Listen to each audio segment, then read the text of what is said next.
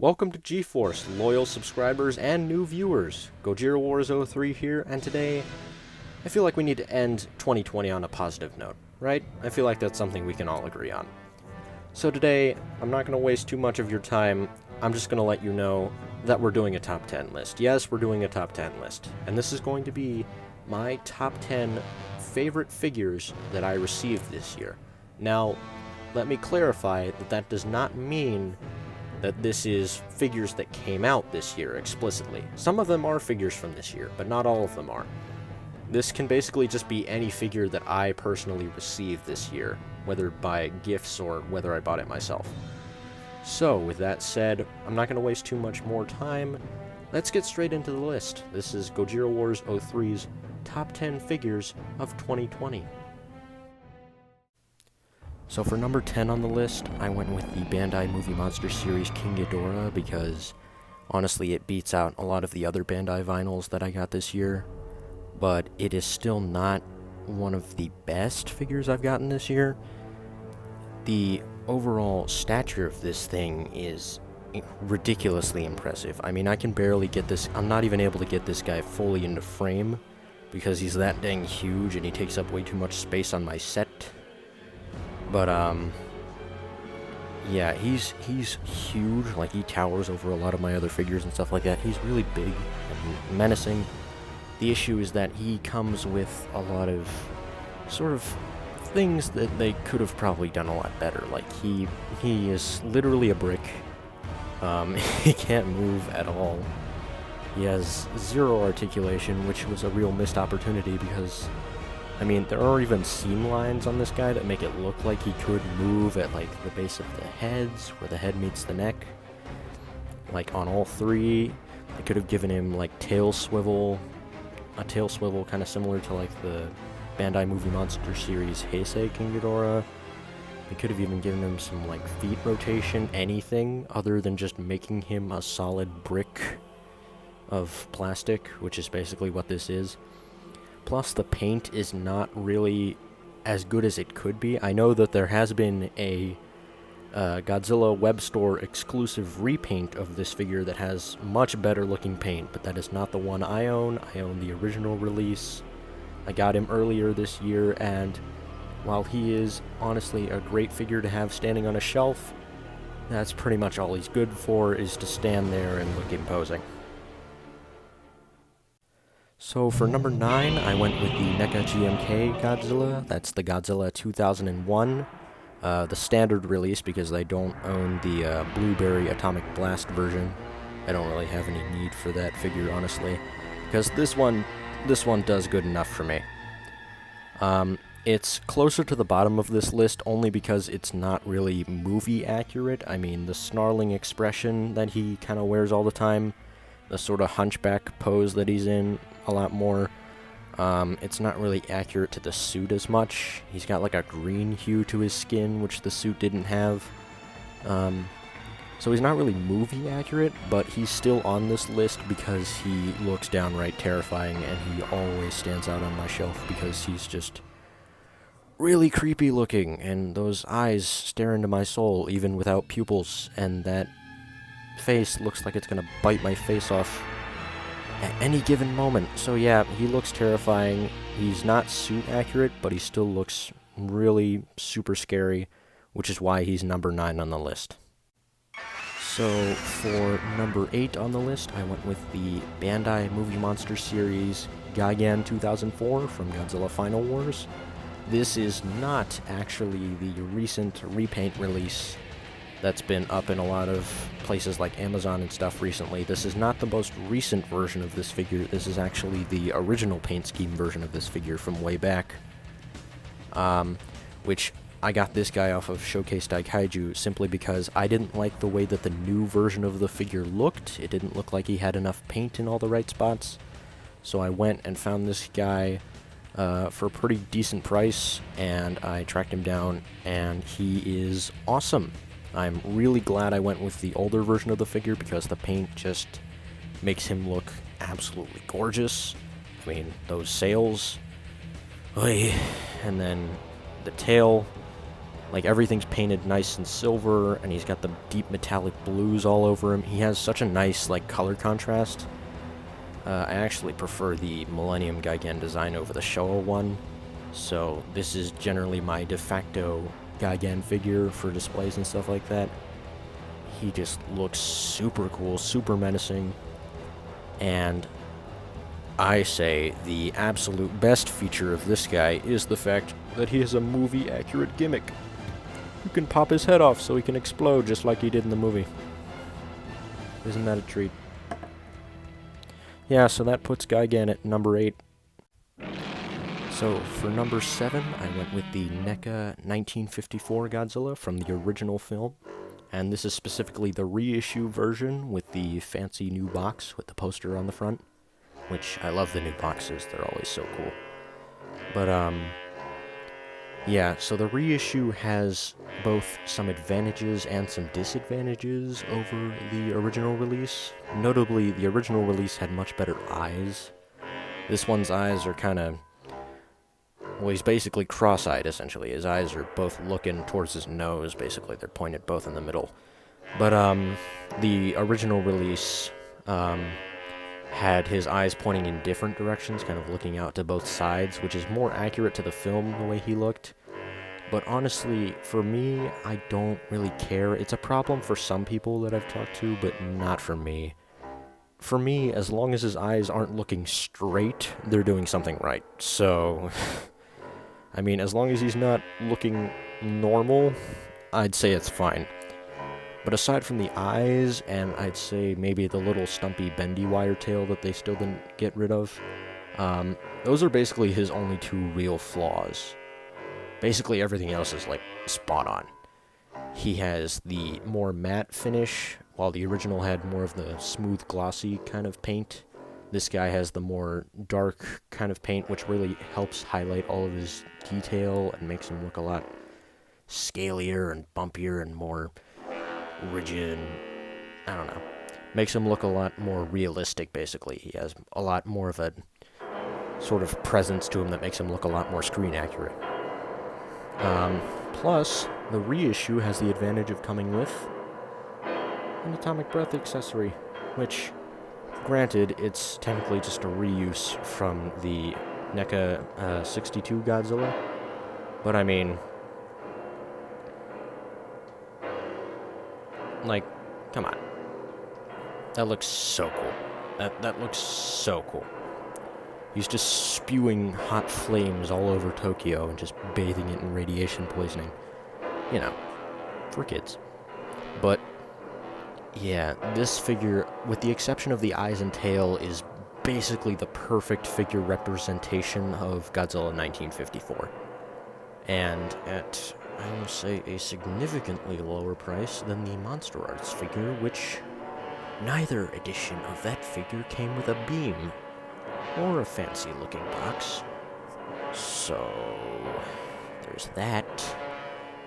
Anyway, I'm done dumping on Monster Arts for now. But, yeah, so NECA Godzilla 1954 has great accessories, great paint, and only a few minor flaws, which is why he's at number 7. So, for number 6, I went with the NECA Rodan 2019 from Godzilla King of the Monsters. Basically, this figure's paint and accessories are what make it so good. The sculpt work is great, and honestly, the paint job, since this thing actually has paint, unlike a certain SH Monster Arts, at a fraction of the price. I know I said I was going to stop trashing them. I'm never going to stop. I lied. But, yeah, just at a fraction of the cost of the Monster Arts, this thing comes with more accessories and way cooler accessories to go with it. What does the SH Monster Arts have? It has a basic, boring flight stand. What does this thing have? A volcano-based flight stand with an explosion that constantly makes it look like he's flying out of an exploding volcano. That is the best idea for a flight stand ever. In the history of ever. And he has translucent wings. Partially translucent, anyway. So when you shine a light through his wings, all you see is that orange fiery glow, and I cannot describe in words how amazing that looks. Also, he comes with an alternate head. Would have preferred jaw articulation, but honestly, considering the only real poses you're ever going to want with that jaw are pecking something with that beak or roaring with the open mouth, I really don't mind. So, overall, NECA Rodan's accessories and its paintwork, along with a great sculpt, put it number 6 on this list. Next up is another NECA figure. It's the NECA Godzilla 1964, or Mosugoji from Mothra vs. Godzilla, which, fun fact, was the first Godzilla movie I ever saw as a kid. Yep, I have this guy to blame for my love of this franchise and of this character, because when I was a little 8-year-old, a lot of the Showa movies were still on Netflix back then, so I watched it, and I fell in love, because the dude popped out of the sand completely out of nowhere, and he was just this unstoppable force of destruction that could not be halted by any weapons imaginable. Not even Mothra could really take him down without the help of the twin larvae. So, this guy is pretty much why I'm a Godzilla fan, and seeing him in figure form like this always makes me super nostalgic for that movie. This is basically my go-to Showa Godzilla in my collection, because the only other one I have at the moment is the 54 anyway, and this guy is a lot more of a, sort of a generic Showa. In the sense, I mean that in the best way, that he kind of has all the best parts of most of the Showa designs kind of wrapped up into one. So, as far as the actual figure itself goes, it's fantastic. It articulates super well, it's ridiculously well detailed. If I had to nitpick one little thing, is that there's this little thing with his mouth where his jaws are kind of slightly misaligned, like his lower jaw is slightly too far forward on his face, so it prevents him from closing his mouth properly. That's pretty much such a minor nitpick with him that I literally could not care less. So, on top of all of that fantastic detail and paintwork and articulation, he comes with a beam effect, which I painted blue a while back with Sharpie, because I was bored and I didn't like the way that it was like a weird white cream color, so I decided instead to paint it blue, even if it didn't really work. I don't regret it. It still looks pretty cool, especially when this beam mold is actually the same one as they used for GMK, so this actually can kind of double as a GMK beam now too. So, yeah, I like the blue. But that's pretty much the only modifications I've made to this figure. And it's just the accessory, so the figure itself is completely unmodified. I love it the way it is. It's such a good representation of the suit, and that's why it gets the number 5 spot on my list. So, number 4 is, naturally, you guessed it, another NECA figure. Who's surprised? No, but this one is NECA Godzilla 2003. This is Kiryu Goji from Godzilla Tokyo SOS, and he is phenomenal. I would be doing him a disservice if I didn't put him this high up on the list. It's not my favorite suit, which is kind of why he's at this point, but from an objective quality standpoint, this is easily the most movie-accurate Godzilla figure NECA has ever made. This is probably the best NECA Godzilla figure ever made, honestly. Just the overall paintwork, the sculpting, the articulation is at its absolute best, with the exception of his neck, which is a little bit of a weird spot. But that's pretty much the only problem with this figure, like, at all, is the fact that it has kind of a weird neck joint. It's got, like, this weird sleevey thing on it, but that's literally the only problem with it. It has the super articulated tail that can just do everything imaginable. It has the scar on the front of the chest. It can do all sorts of poses. It looks absolutely ferocious. It's easily the biggest NECA Godzilla figure outside of the big 24-inch 2014 figure, because that one is like in a totally different scale. But as far as the 6-inch scale figures go, this is easily the biggest one they've made. and he just looks super imposing on a shelf. He'll really stand a head taller than most of your other figures, especially if you collect in the 6-inch line like I do. And he just looks phenomenal. He's easily the most movie accurate one, again. And although it's not my personal favorite suit, hence why he's not, like, higher up on the list than he is, he's still such a good figure that I couldn't put him any lower. So, NECA Kiryu Goji Godzilla 2003 is at number 4. Moving on to number 3, we have Gojirawars. What? Gojirawars? Ibara. Did you miss me? I thought I sent you to retirement with the rest of the high-grade figures. Oh, you did, but I found a way out. Now you have to answer me something.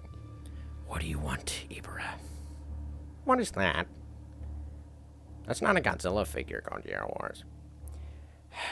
It's a Transformer, Ibara. I happen to have some of those, actually.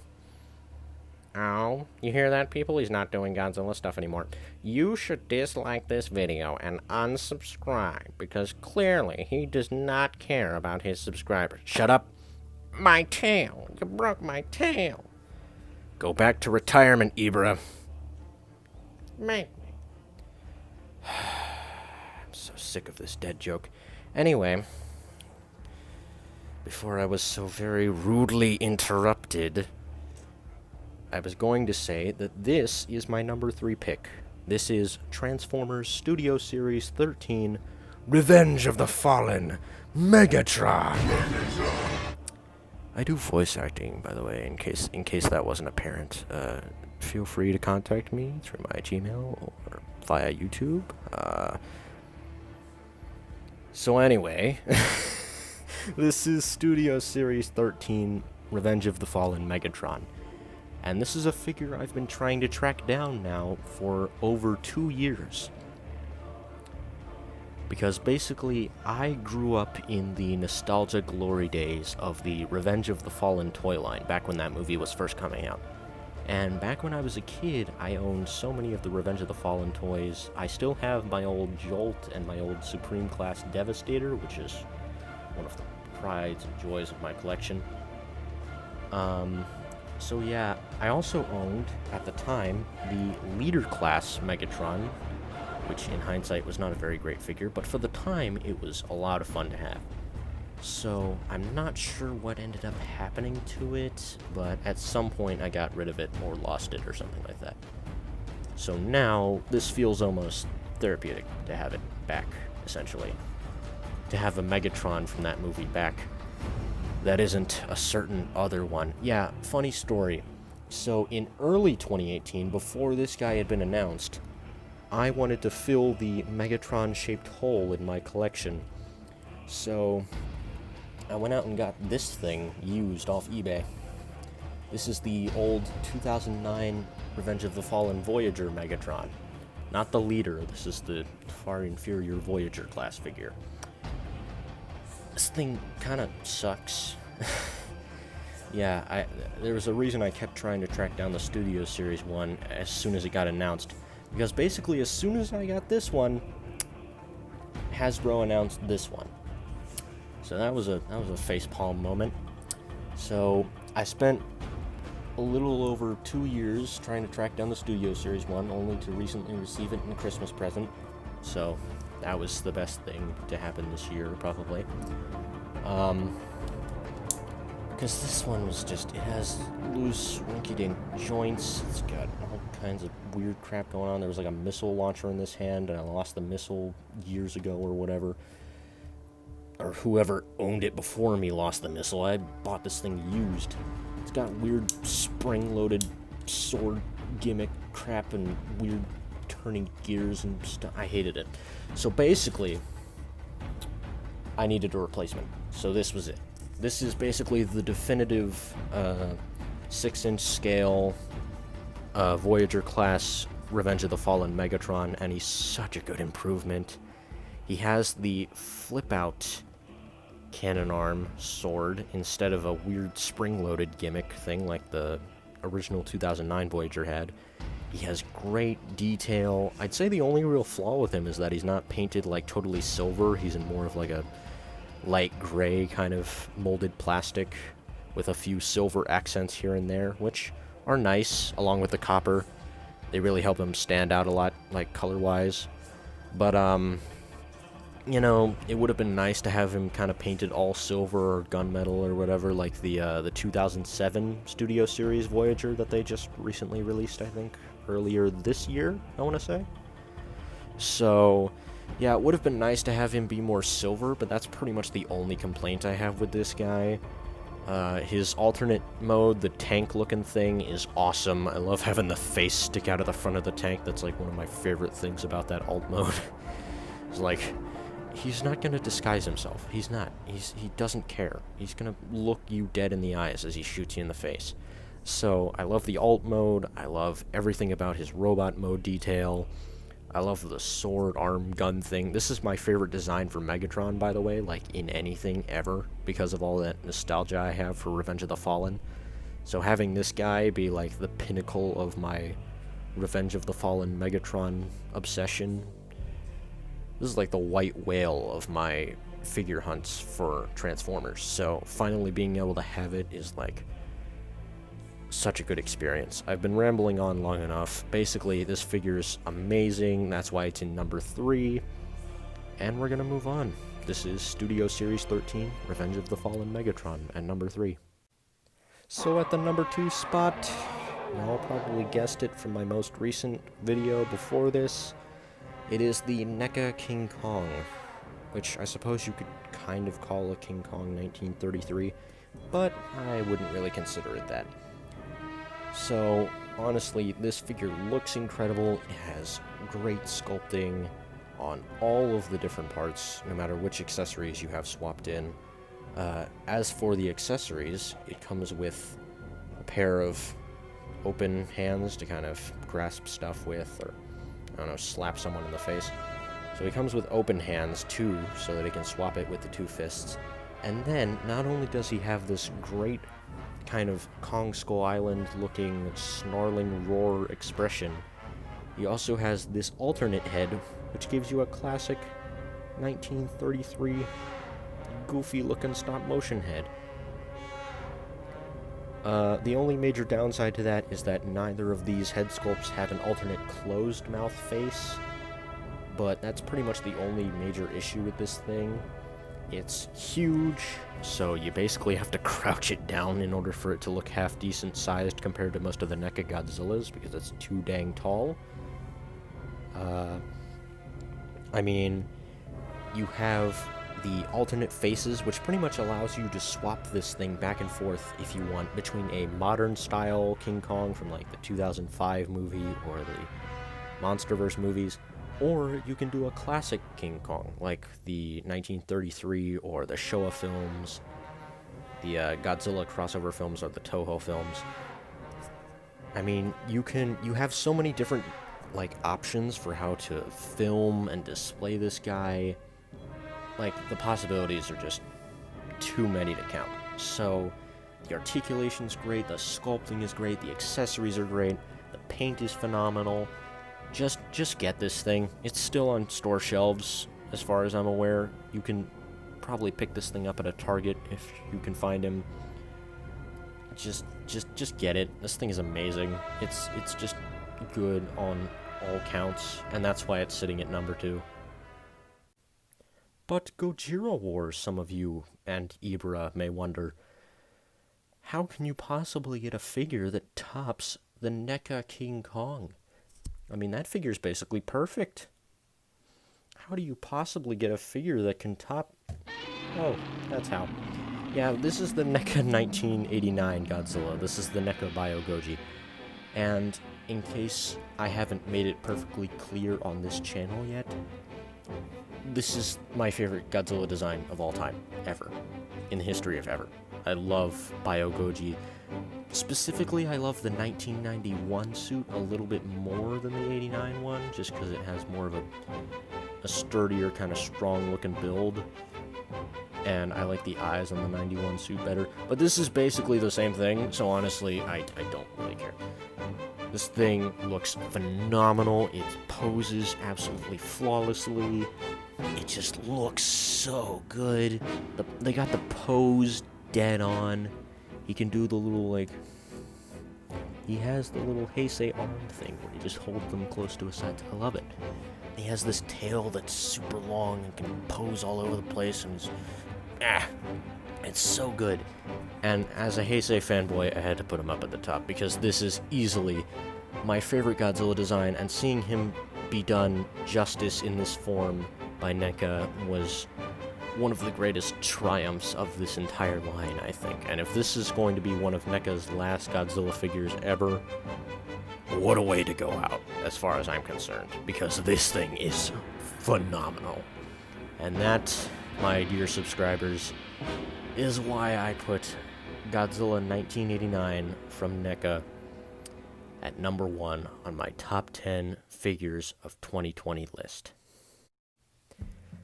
Alright guys, that was all for the list.